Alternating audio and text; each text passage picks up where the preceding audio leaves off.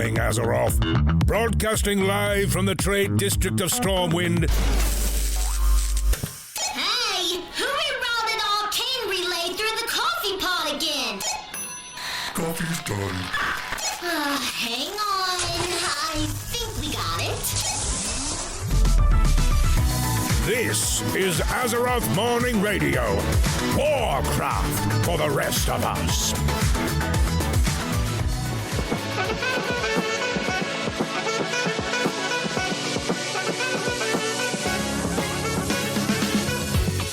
And good Tuesday morning. Welcome, everybody, to Azeroth Morning Radio. I will listen for now. Oh, he sounds joyous.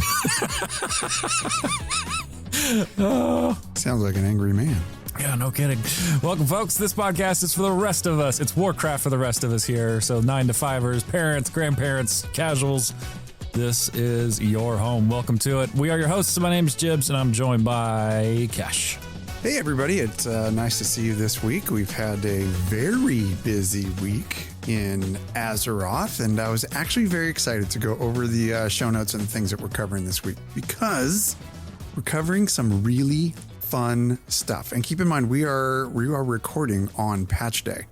So Jibs and I have made some time to dive into all the things that are going to be patch 12.0.5. And did I get the numbers right? Yeah, no, you did good. Those are the right numbers. About 1,000 right now. You're on a roll. I'm doing good. So good. It's almost like I'm a professional. Yeah, far from it. No, but it's good. I'm excited, man. I had a hell of a week in Warcraft. Yeah, tell me about it. Okay. I had a really big goal this week, and that was to get in and finish my Delver's journey up to level 9. And I did. Ooh, okay. I know. Super excited, and I'm surprised that it went that quickly, to be honest with you. I hadn't even really looked at it. I just had my head down and I was just grinding delves because they are so damn fun. Mm-hmm. And it's like part of my gameplay that I really enjoy doing. So I didn't even look at it until I was like 8.5. And then I was like, I only got like half a level to go. And I nailed it. And the reason being was because I wanted to make sure that I unlocked the hero gear, the hero track gear from both the vendor and the drops that you could get in there. And I was able to do it. And I was able to upgrade a couple pieces of gear. The other thing I discovered is the achievements for the prey system. And there's some really fun ones. Have you looked at them at all? Not at all. I've only heard about it. I've been so to the grindstone of getting my guy to max, but I'll talk about that in a minute, but go ahead. See, this is where it's going to be double fun for me because now that I'll let you tell where your warrior's at this point. But like once you're there and you're completely integrated and we're back together, hip to hip, playing this game together, I'm excited to go through this again with you and help you with your delve journey and help you with your prey, because I know we can do prey in groups, which is super fun. But the prey achievements, there are some wacky ones, and I'll just throw a couple out there that I got this week. One of them was catch 100 fish. It's actually just like have a successful fishing cast. Mm-hmm. Doesn't matter what you catch, but a successful fishing cast 100 times while you have a nightmare prey active. Oh, wow. Right. And it was very challenging to do. But once you get in the groove, you're like, oh my God, I could totally do this. Mm-hmm. And I think I finished in like an hour and it was done. But that was a really inventive, fun achievement that I would have never expected in there. And then there was another one that was actually really easy to finish. And that was craft 100 things with cooking while you have a nightmare mode prey active. That one was way easier than the fishing one. The fishing one, you hit a certain point where it's like, okay, this is annoying. Yeah. And then you get in the groove and you're like, this is easy. Yeah. Right. Just like hop in Discord talking, and you're just talking to your friends, which is all I was doing, just talking to folks. Yeah. And I was able to finish it relatively quickly. So anyway, those were my big things for Warcraft this week. And I actually had a hell of a time doing them. It was so much fun. That's awesome. What about you? Oh man, it was a week of grinding, just really focusing on getting the warrior finished out. got him up to 90, and I've been running content, no, just dungeons. And basically, I had everything. I had just about everything done that I needed to get done before pre-patch, aside from like one quest here or one quest there. So I am ready to rock and roll, and I'm just kind of in the wings waiting at this point. But I got to tell you, night and day difference as far as running as a tank, because I feel like, truthfully, I am really impacting the community in a positive way, being able to manage the group, right? Like you are, for all intents and purposes, the pace setter. And so watching over healers, really making sure that, hey, do you need to sit, just communicating and really just leading with kindness has been so much fun.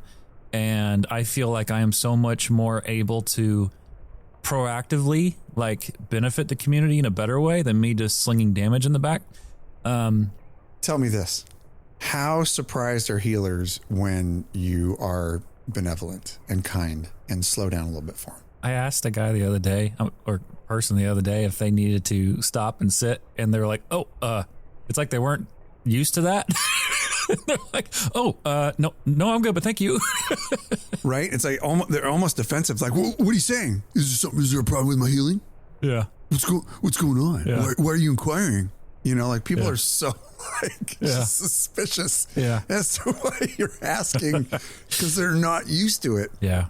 But I'm telling you, as a healer, if you take the extra second as a tank, it's huge. Like it really does help people feel more comfortable. And I love that you had this experience and you're having this experience as a tank. I finally feel like I can give you an opinion and understand what you're going through, having played my druid tank a little bit. Yeah. I'm like, okay, you're right. Like I haven't really run a lot of groups, but the feeling that you get being able to control the battlefield and you control each pull and you don't have to worry about dying because, I hit my regen and I hit my bark skin and I'm okay. Yeah.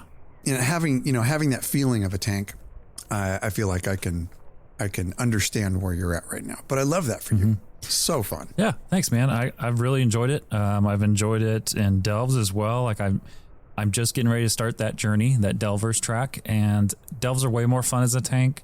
Content's way more fun as a tank. When I was doing the March on Quel'Tha Loss again, the story mode of it, I love tanking a raid boss. That is so much fun for me, and that's definitely something I want to dip my toes into somehow as normal raids, starting with LFRs and just kind of experiencing that. But I said it last episode, I'll say it again this episode, there's no greater high to me than you are responsible. Yes, it's your job, it's the healer's job to keep everyone alive, but it's also my job to make sure I don't screw up, right? And then wipe the group.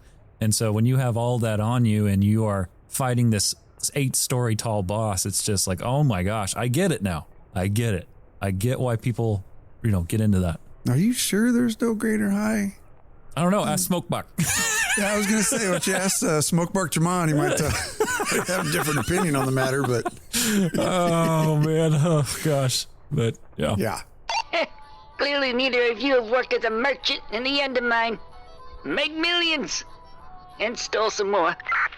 I love it. That's good, dude. I'm stoked. It sounds like I'm saying this like I don't know. Like it sounds like you had a really good week, Jibs. But I totally know that you had a good week because I played Warcraft with you all this week. So we had a really good experience with a bunch of folks from the Azeroth Morning Radio Guild who, we're still working on getting a bunch of people in. And I'm still going to continue to whine and moan and complain about the non-intuitive way to get cross-faction folks into your cross-faction guild. It sucks at the moment. So still kind of working on that, but it's been a good experience over the week to have a lot more of our friends hop in and, just chat it up and have fun playing the game. And really just, it's been a lot of fun. So what a great week. Yeah. Warcraft. Yeah. And on top of it, we have our first guild event coming up this Saturday.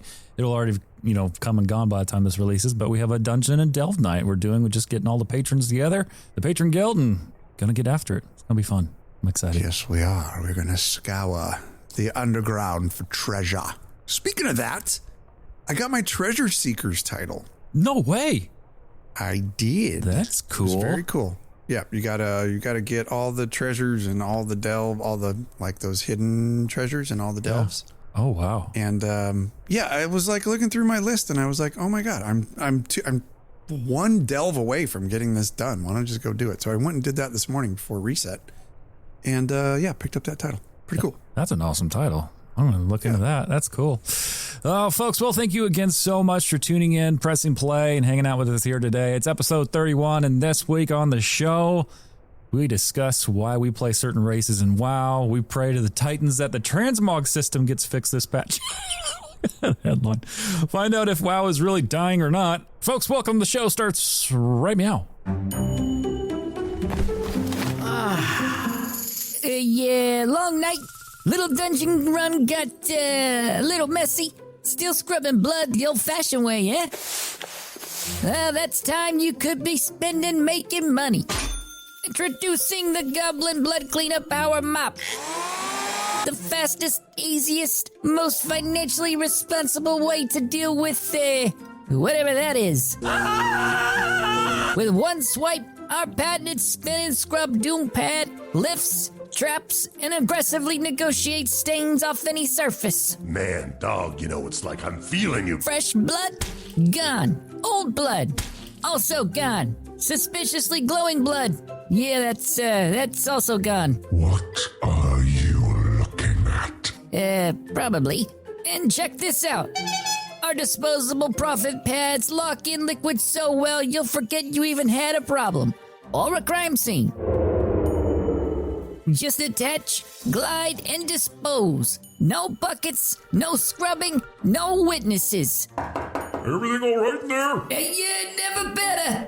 Perfect for taverns, workshops, arenas, and accidental duels that get way out of hand. So stop scrubbing and start winning with the Goblin Blood Cleaner Power Mop. Because when the mess is big, you clean it the Goblin way. Goblin Blood Cleaner is not responsible for recurring stains, curses, or anything that starts moving again after cleaning. Hey, this is Johnny Tips. And when I'm not learning the Undermine soundtrack, I'm listening to Azeroth Morning Radio. All right. Welcome back, everybody. Johnny Tips, thank you so much for the listener spotlight. Played a little piano there, too. That was nice of him. But, folks, don't forget, you can submit your listener spotlights to us. Tell us when you're not in Warcraft doing XYZ. You're listening to Azeroth Morning Radio. You don't have to put any music or anything to it. We'll take care of the rest. Just send it to us. Put you in the show. Yeah, that was Thrall's Balls. Yeah. Outstanding. Hello to those boys over there. Boys and girls. Yes, the boys and girls over there, thank you very much for that. Much appreciated. And yes, we are also fans of Thrall's Balls, which is hilarious, starting with the name. Thank you very much for always bringing me a chuckle early in the morning when I'm listening to Thrall's Balls. I don't think there's a better name for a podcast than Thrall's Balls. Well, you know what time it is, folks. It is Heroes Call board time. Heroes Call. Friends on Heroes Call this week, I was scouring the Facebooks for a good article. I won't say article, I will say a good topic to cover. And there was one that stood out to me that was on the World of Warcraft Facebook group, like the official one, from a Facebooker called Sir Joseph. And I will read it to you, because it caught my attention. Sir Joseph says this: does anybody else only play one race? Hey all, I love the races in WoW, but I've always found myself more inclined to play characters who look like me. In real life, I'm no other way about this, a tall, fat guy, so naturally the Kultiran race is the race that looks most like me. I'm also from the beach area of California, so the whole ocean theme really fits. I even only play characters who look like me in other games as well. My character in Baldur's Gate 3, Avowed, Skyrim, Fallout, I can go on and on, are all chunky, tall, bald dudes, and I love it. Sometimes I feel like I'm limiting myself, but other times I can't find immersion in playing a goblin or something because I'm not a silly little green guy. I'm looking for other players and their stories on how or why they play like this and what makes your choice so enjoyable to you. What makes your WoW race choice special to you and what do you like about it? And then there's a PS here. Please give Coltirian Paladins, or please give us Coltirian Paladins already. And Sir Joseph is not the only one that wants Coltirian Paladins, because there's a certain Jibs in a certain room right now with a certain me that also wants that. So yeah, he says, I'm a Paladin main and I really need my big holy boys. Also, give us Coltirian Demon Hunters. Yeah, I said it. Fight me. Can you imagine them flying? No. Oh, just 100% what are they going no. to sprout for wings? Like sails? Like just... Yeah. Yeah. Could you imagine a goblin demon hunter? Oh, that'd be so funny. Why not? Pull that trigger. Just these huge wings and this tiny little green dude in the middle of them. Yeah, I'm on my way. Hey, a-hole, I'm coming. Keep up, healers. Oh, gosh, that's so funny. Yes, please. Oh, that's good. So anyway, this one caught my attention because I think the post begs the question: do you play you in World of Warcraft, or do you try to escape you in World of Warcraft? Like, do you play who you are, or do you play who you will never be? I think I'm more of, I think a mixture of both, but I think mostly I'm more of who I am. Like, my favorite races are Coltirians, yes. And that's how, if I'm role playing, typically it's always some kind of Coltirian background. But truthfully, most, if not all, my characters are humans otherwise. Like if I'm playing Horde, it's definitely a goblin or Mag'har orc or a regular orc. But like when it comes to, we play Alliance. So for me, I'm mostly human. I mean, that, like I've always kind of gravitated towards that for whatever reason, maybe partially because it is, a little bit more low fantasy, with a little bit more relatable, but oddly enough, that's a really interesting question. Yeah, in a game that has so many amazing races, I mostly spend time with the humans. Yeah, and it's I know we've talked about this before, but it's one of those things where do players do they think about this, or is this just a natural thing that occurs and they don't even think about it? Like if when you're at that character creation screen, do you just go to a certain race every single time? Like Sir Joseph chooses Coltirian because it matches his real world vibe and look. And then, so that's like, there's strong immersion there already. He has recognition with his character already, but not necessarily like going for a fantasy vibe. He's going more for like a connection with his character. Mm-hmm. And then you have the opposite of characters. And I know that you've gone this route at times. This route never sticks with you, but you'll go completely off the rails with it. Like undead rogue, or, like you go like with an evil character. Yeah. And like the best example for you is like Death Knight. You want to play a Death Knight so bad, but you always rotate back. Yeah, I do. Yep. Yeah. So it's like you want to get a taste of it and then you end up like rotating back. So, and then like with this example with Sir Joseph as well, like he has this West Coast California in real life thing. And I can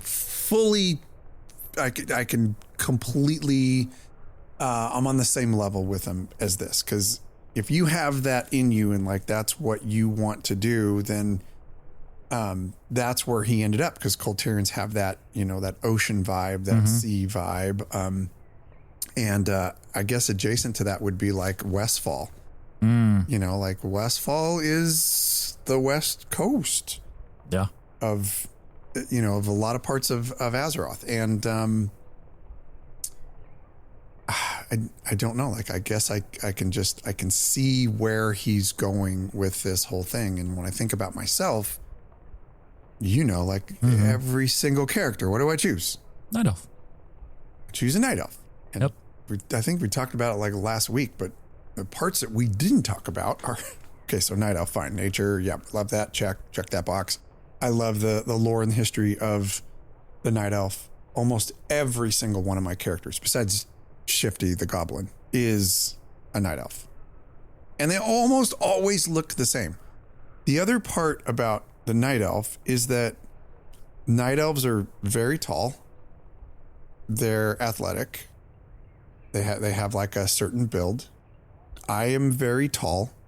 I try to remain an athletic build, which fighting time, and time is going to win. I'm finding. I also have elf ears, like 100% You elf legit ears. do.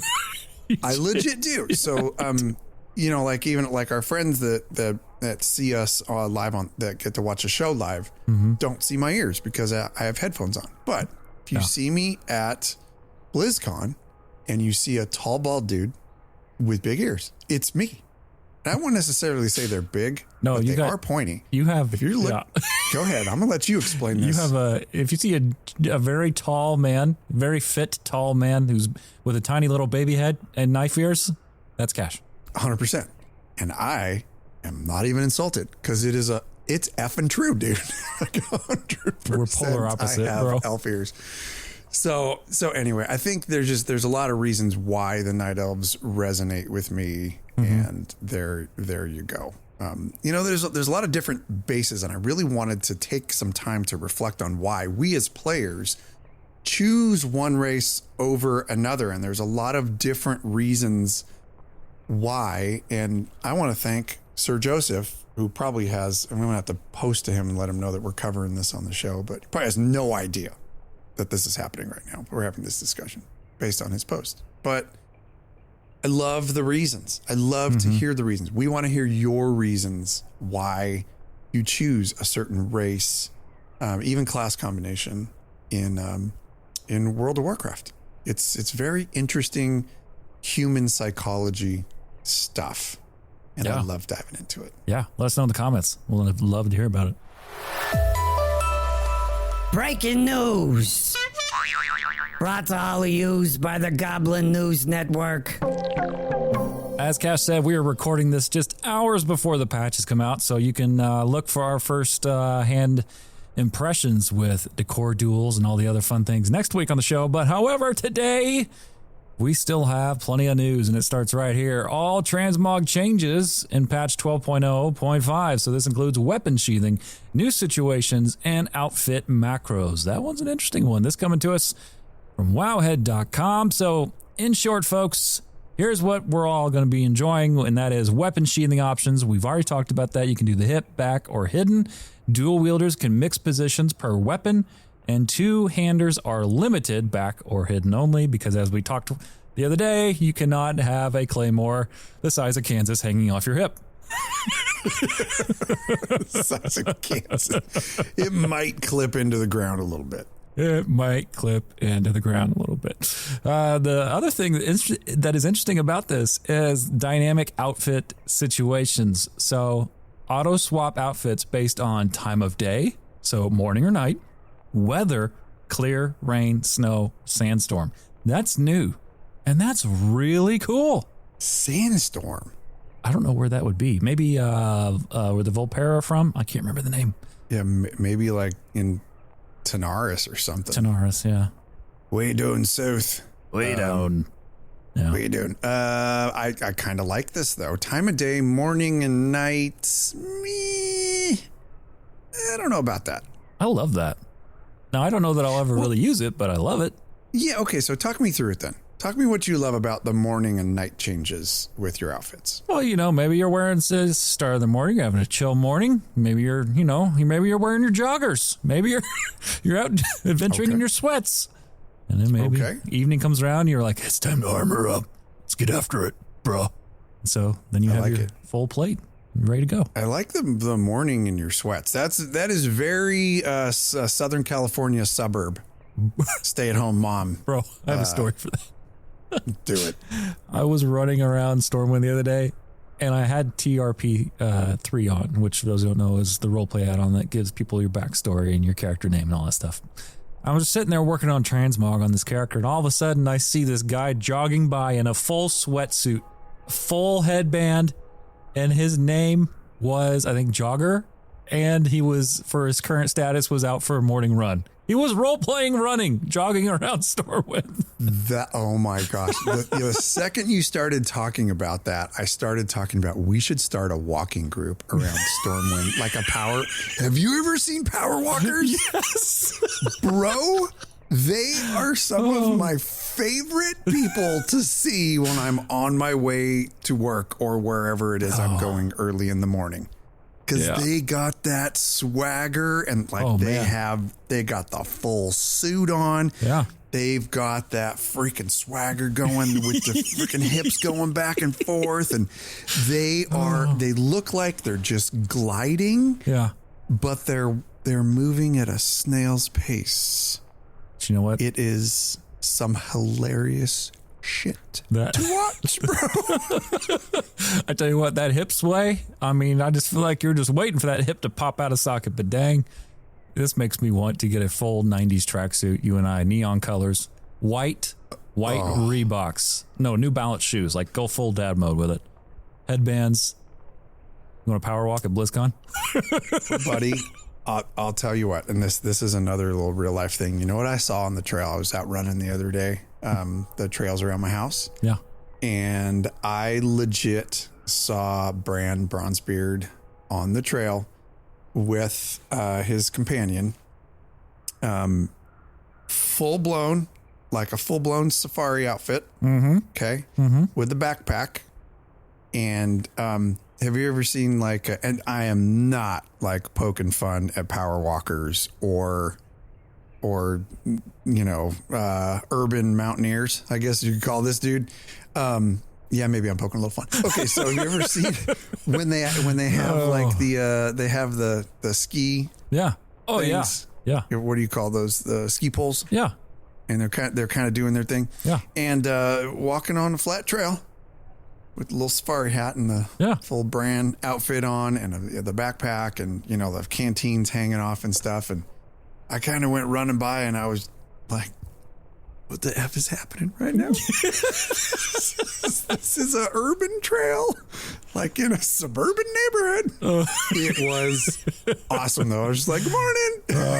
Just ran by, but it was legit Bran Bronzebeard. Did he turn around and go, don't run there? Yeah, don't stand there. Almost stepped in dog poop. Oh, I love it. That's awesome. Yeah, it was pretty awesome. Getting their fitness on there. Got to give them that. I love it. Getting after it, man. Do you, baby? Do you? Next up, we got an outfit macro. So this is new. So /outfit command lets you instantly swap looks, which is really, really handy. You can even clear transmogs or fine-tune swaps with variations. And then we're getting better UI and feedback. More detailed set tooltips, visual cues for unsaved changes and discounts, and fixes for certain visual bugs. I'm glad they're doing that. I hope that it comes back to, and I discovered everyone's having this issue. I did not know that, but when I go and I'm in the transmog window and I'm selecting a different outfit, it doesn't change. Like it doesn't, nope. And I wish it was just me and not a regular occurrence. So I'm hoping maybe this fixes that. But yeah, a lot of good updates coming down the pipe for transmog. A lot of good updates. It does say fixes for certain visual bugs. I'm still having the one where I log in and my chef's hat is on. And I realize it. I realize that I can go to the Tauren and I can change that, but you're fighting the good fight. Surprised that this is a thing. Well, the reason I don't want to change it too much is because when I do my alchemy one, I love the way that looks. So I want that displayed. Mm-hmm. But it's just, every single time I log on, I have my chef's hat on. It's weird. So anyway, hopefully, and I agree with what you're saying. When you're changing between your outfits and you're clicking on them in between, it might change one or two pieces of your transmog, but it does not change the whole transmog to reflect that whole look. And it's a bug. They'll get it fixed. Yeah, I'm not worried. They'll get it fixed. And it's funny, you talk about logging in with your chef's hat. For the longest time, when I would come out of an arena, all of a sudden my fishing pole would be on, and I have no idea why. And it stayed like that for months. Just random funny stuff. Yeah. Happens. Like, what the hell? What? Yeah. So anyway, check that out at wowhead.com. Next up on the docket, we've got another one bites the dust. Stormforge project private server ordered to cease and desist. That's coming to us again from wowhead.com. Stormforge has officially announced it is shutting down following a cease and desist from Blizzard. The team confirmed they will end all operations, development, and WoW-related content by May 14th, 2026. The realms will remain online temporarily in a read-only state, but no new accounts or updates will be possible. The Discord server and website will also be taken down. So this message is largely a farewell to the community that they gave everybody on their Discord server, thanking players for years of support and acknowledging the passion that built the project. They've asked the community to remain respectful during the final weeks and keep things positive. Looking ahead, the team says this isn't the end of them creatively, but they will no longer be involved in private servers tied to Blizzard games and instead plan to pursue new original projects. Good for them on that front. Here we are again, man. We're seeing another private server go down, and I feel like if there's any constant that we have seen over the years, private servers get shut down. Like that's the end result. They always said in the Mafia, it's like either you end up in prison or you're dead. Like that's the end of the road for when you're in the Mafia. And with private servers, they get shut down. And here we are. Yeah, they do. And to be honest, I am very surprised to see any of them continuing to do what they're doing after what happened with Turtle WoW. Yeah. Why would you continue? You know that they're coming after you. Right. Why are you going to maybe they're doing it just so that Blizzard has to spend a little money.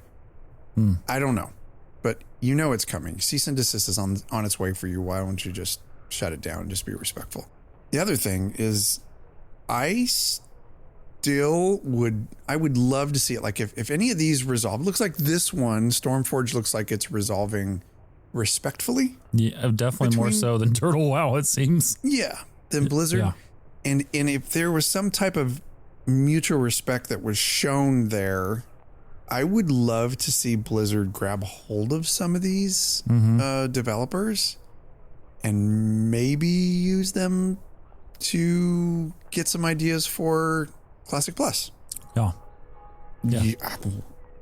It's not a bad idea. It's kind of like how the FBI will grab criminals and turn them into FBI agents. Yeah. Because they have a very particular set of skills. Yeah.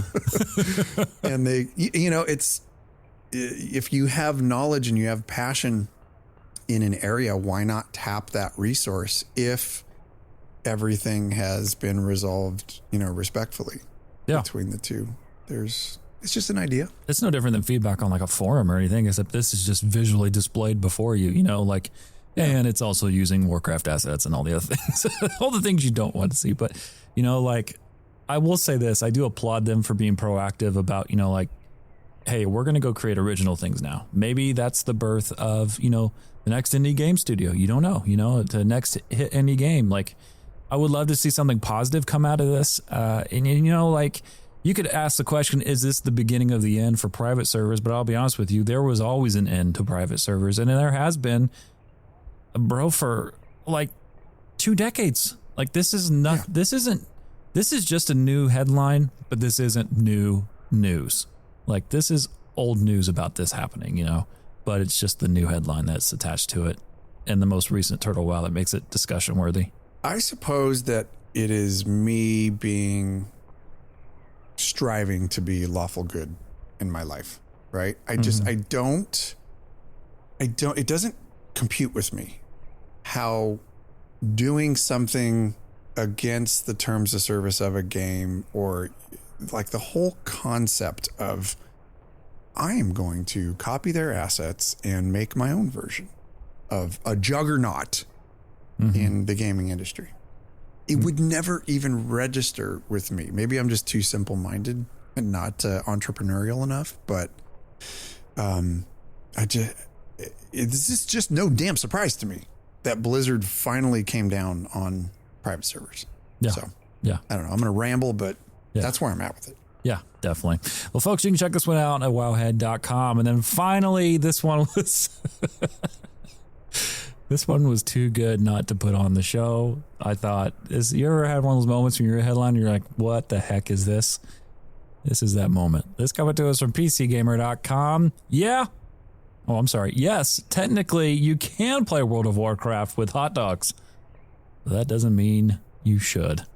This content creator, Addison2K, took WoW experimentation to a new level by completing a Mythic Plus dungeon using custom controllers made of hot dogs. So the setup used 3D printed devices with hot dogs acting as touch points, one for movement, one for abilities. Surprisingly, it was functional enough to get through a run as a Retribution Paladin, though far from ideal. Camera control was basically non-existent, and making movement clunky and dodging difficult, he had to briefly rely on a keyboard for target switching when things broke down. Despite all that, the group stuck it out, leaned into the joke, and successfully cleared the dungeon. The whole run highlights just how flexible and honestly ridiculous, in the best way, WoW can be when players push its limits. In the end, the dungeon was cleared, but at a cost. Quote, hands that smelled like hot dogs for hours. Yeah. I would imagine that I was immediately followed up with, thanks for the carry. Yeah. All right. Maybe this is just me being an old guy. But, what's the point? You sound, yeah, that definitely sounds old guy. Oh, man, I tell you, if anything, this shows that WoW is definitely accessible. And they're continuing to improve upon it, because if you're playing this game with hot dogs, like, what's next? I want to see them do it with pizza pockets. That's the challenge from AMR. Do it with pizza pockets. Like the little ones? The little ones. Like Hot Pockets? Yeah, the little circle ones, the little, you probably never ate them, but those of us in the Midwest, way back when, cheap dinner, get little Hot Pockets, throw them in the microwave. Huh. Yeah, I used to partake in stuff like that.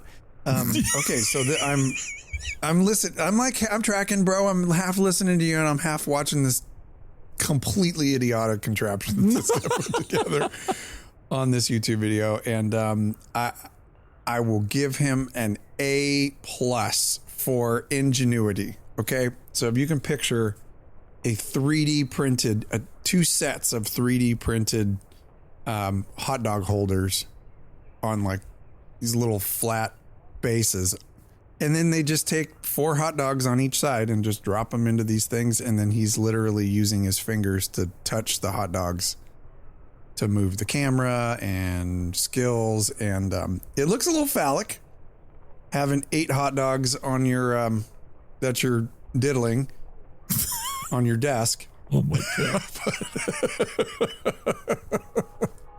You are leaving that in the show. You guys, you really should watch this video that we're going to have to link, because this is weird. It's unsettling to watch. Yeah, it's a little unsettling to watch. Yeah, I guess WoW is quite accessible. Yeah, with hot dogs, and I mean we had a guy controlling it with a microchip in his head the other day. It's true. I forgot about that. Yeah. Yep. That's, internet never disappoints. Anyway, you can check this out at PCGamer.com. Folks, it is time for Snark.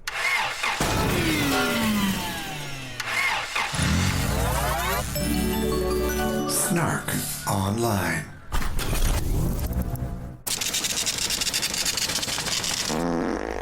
Yeah. Mm-hmm. Yeah.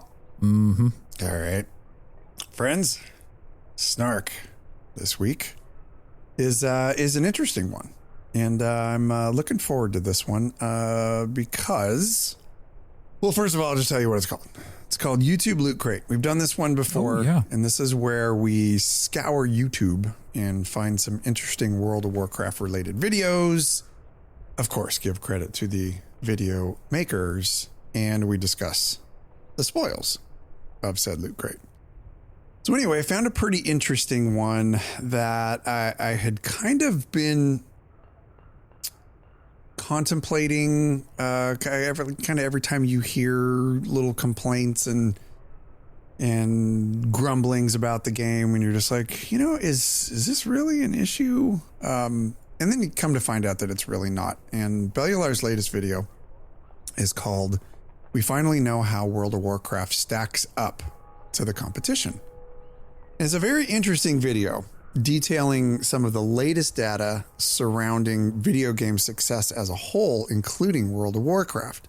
And the biggest takeaway of this whole thing is that despite what the internet says, World of Warcraft is performing way better than the freaking Doom posters and the general sentiment in the interwebs suggests. Now, World of Warcraft continues to sit atop the tier list of games across PC and consoles. So here's the question, and I know that you've heard this one, Jibs. WoW is dying. Yeah. Oh, is that the question? Yeah, I mean, I don't know. That was more of a statement than a question, but you have definitely heard people say that World of Warcraft is dying. Yeah. And so if you listen to the community that's out there, there's always some type of suggestion that like World of Warcraft is on its last expansion, or this could spell the disaster for World of Warcraft. And like for some reason, World of Warcraft is like always on life support. This is not the case. Like not at all. No. When you look at the reality of it, and when you look at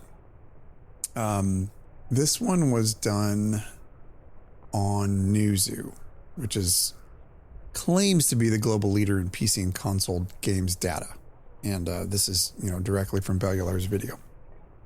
But the reality is the actual data is showing that World of Warcraft is one of the most played and highest engagement titles on the market still after 20 plus years, right?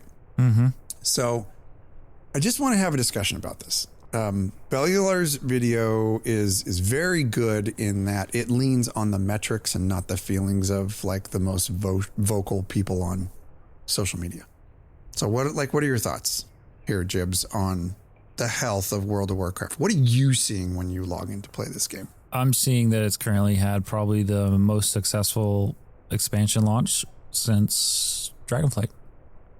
I feel like this is, and that's not to take anything away from the War Within, but I do think that Midnight was has been a better launch, has been a better player experience early on out the gate than probably the War Within. Like I feel like there's a lot of excitement, around, and maybe it's just our bubble, because look, a content creator can also coincidentally bring a certain type of audience dependent upon how they act in their content, right? So like if someone is doom and gloom, guess what you're going to have in the comments? It's not too big of a stretch to say you're going to have doom and gloomers in the comments section. Rude person on the content, well, guess what? The chat's going to look like very similar. So maybe it's just our bubble that we're in, but all things that I'm personally seeing, people are excited. People are happy they get to log in.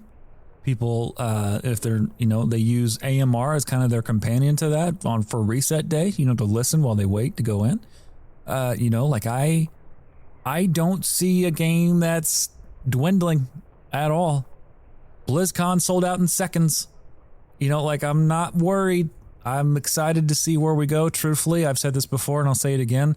That what excites me the most, and I have the biggest question mark for, is The Last Titan, because that is finishing up where WoW is at, and then it's going to show us where it's going. That's the part that excites me the most, is where it's going. What's the changes? What's that going to mean for us as a community moving forward?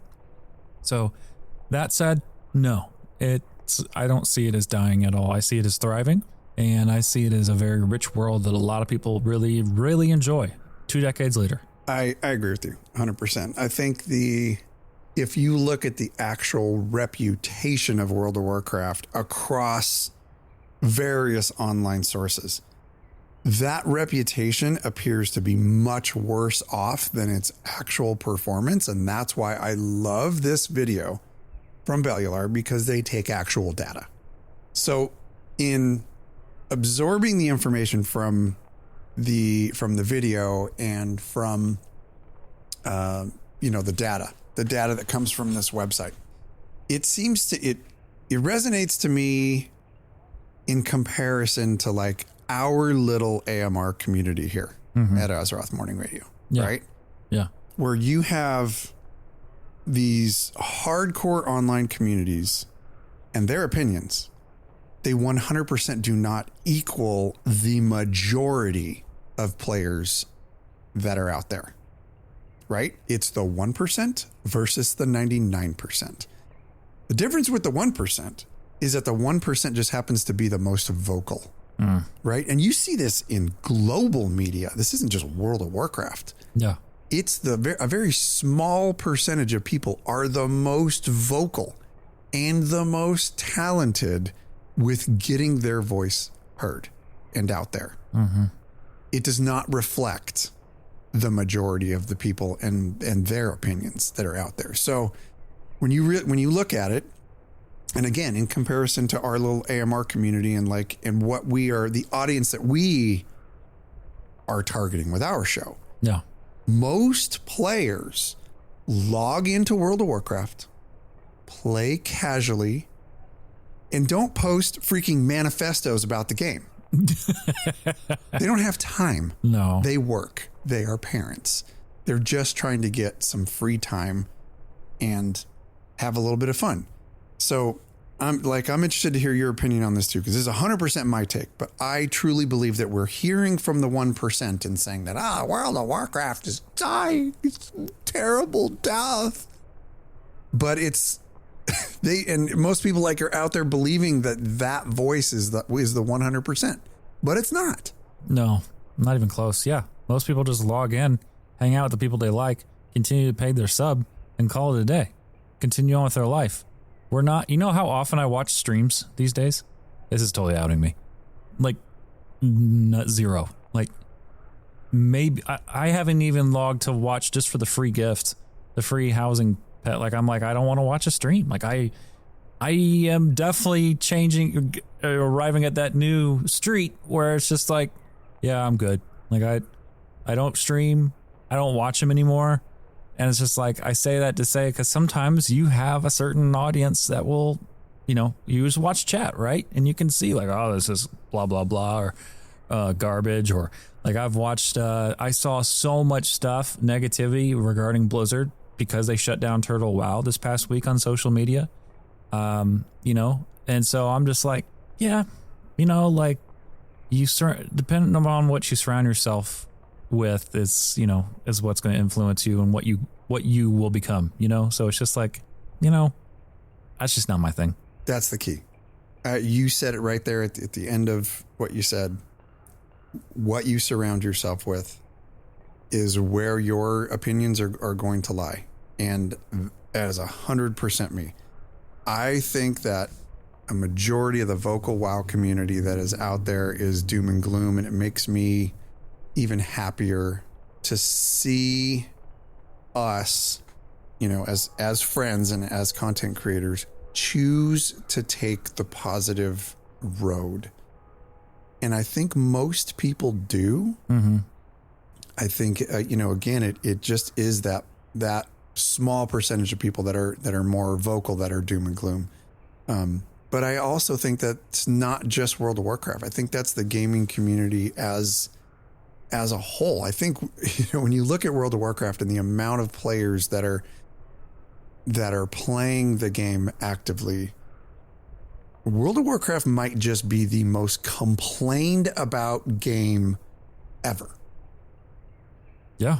Because it's a very long-standing game. People are very passionate about the game, and they're going to inject those opinions. And now, the game community for World of Warcraft spans several generations now. Yeah. And we can get into this. I love talking generational differences. I truly do. And it's not to say bad things about one or bad things about the other. It's the differences in them and how you can commingle with different generational gaps and the differences in how people were raised. And the most interesting one to me now is watching the differences between Gen X, which is my generation, Gen Z, and millennials. I think it is fascinating watching all of them commingle in one community. And it's no different than the workplace. Yeah. Because everybody's workplace, for the most part, has at least, it has some of all three of these different generations. And I choose to focus on the positive of all these generations. And I find the comedic balance in the differences, as opposed to saying, Gen Z does this and blah, blah, blah, blah. No. Gen Z brings a lot of wonderful things to the world. This is all part of it. Gen Z is 100% the most technologically savvy generation we've ever had and ever seen. And they can bring amazing things to it. They also get a vast majority of social interactions with Gen Z take place online. And there's nothing wrong with that. It's just the way that they were raised. You can go to a restaurant tonight and watch two parents talking and three of their kids, all three of them have iPads in their hand at the dinner table at a restaurant. Yeah. Right? Yeah. It's no fault of anybody's. It's technology, and it is the way that society is.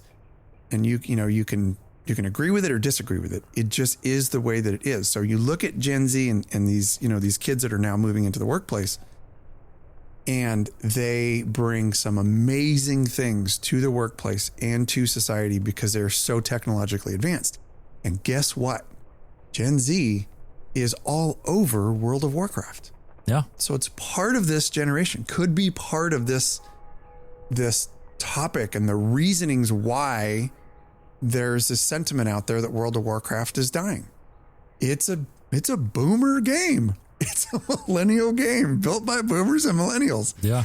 And now you have Gen Z coming in and they're playing it, and the game may seem antiquated to them. So that might be where some of this is coming from, these generational differences and generational changes.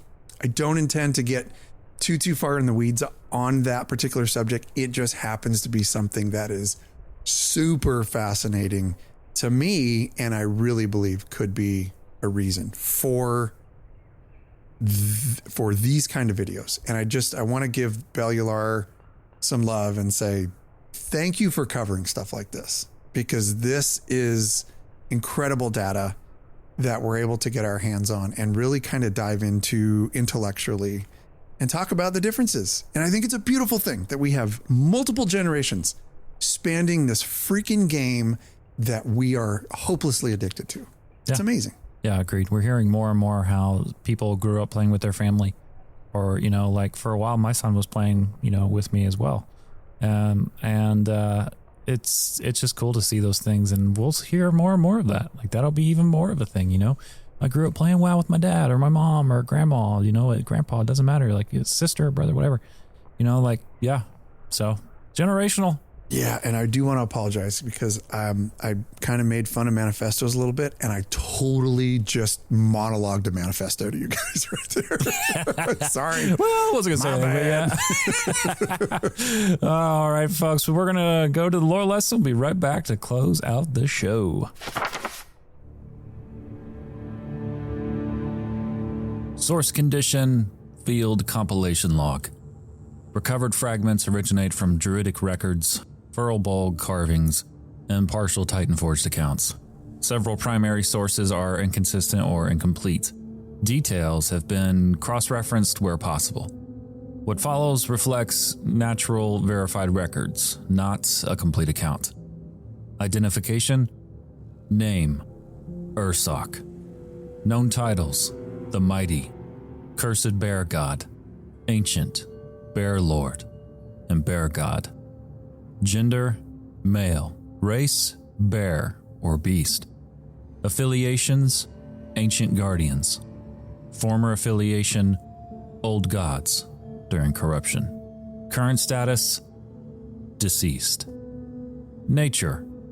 Ursoc is identified as an Ancient Guardian, one of the earliest beings to walk Azeroth.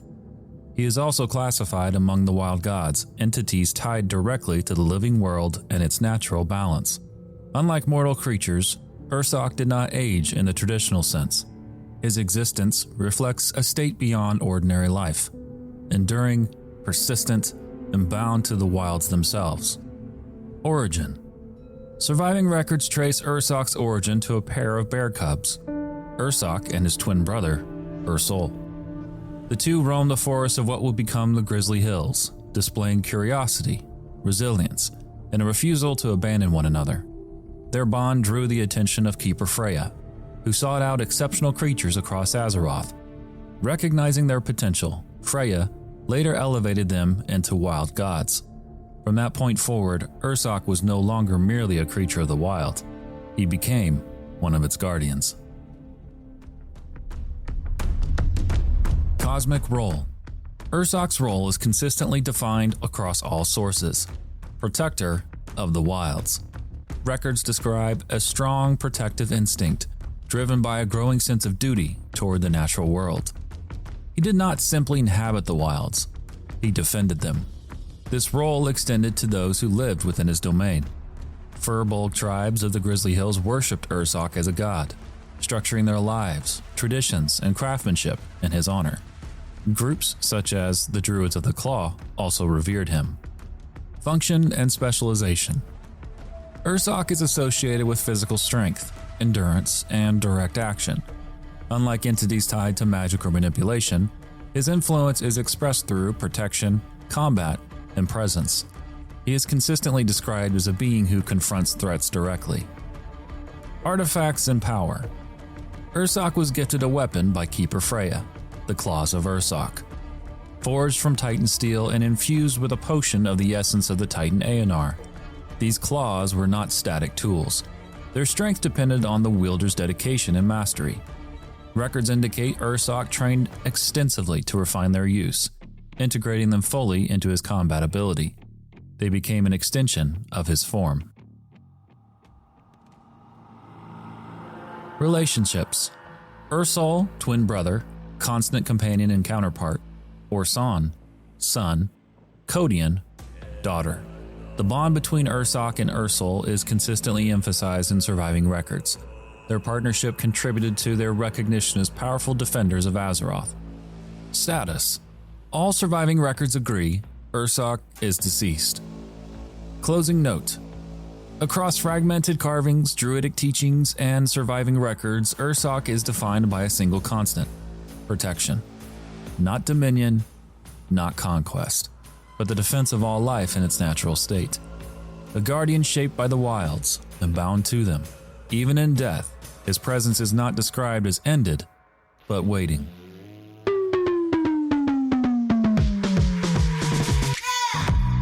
All right, everybody, thank you so much for hanging out with us here today. This was Azeroth Morning Radio. And remember, next episode, we're giving you our first impressions of patch 12.0.5. So we'll be talking through decor duels and all the other new things that's been added. Thank you again so much to everyone who tuned in today, push and play. If you enjoyed your time here, let us know how we're doing. Whatever podcast app you're using, please leave us a review. It helps the show grow. And also, if you're on YouTube, leave a like, subscribe, a comment, and all the things. It does help with the algorithm gods. We are all subject to that thing, that is for sure. And honestly, if you really enjoyed this, share it with your Discord server, share it with a friend. That's how we grow, is through word of mouth. And that's how more people every week are coming to meet AMR for the first time, and it's because of you. So thank you so much for that. Please, you can also visit our website at AzerothMorningRadio.com. You can learn more about Cash and myself, or you can get in contact with us directly. Cash. Friends, this show is for you. It's for the community, and we want to remain accessible to you for questions and comments, and we love to get them. All you have to do is take a step forward and reach out to us. You can email us at AzerothMorningRadio@gmail.com. You can hit us up on Facebook at Azeroth Morning Radio, YouTube and TikTok at Azeroth Morning Radio. And you can find links to all of that stuff, including our Patreon, at AzerothMorningRadio.com. Have a great week in gaming, folks. We love you. Stay safe. Stay awesome. Enjoy patch 12.0.5. See y'all. Keep the irons in the fire. Job's done.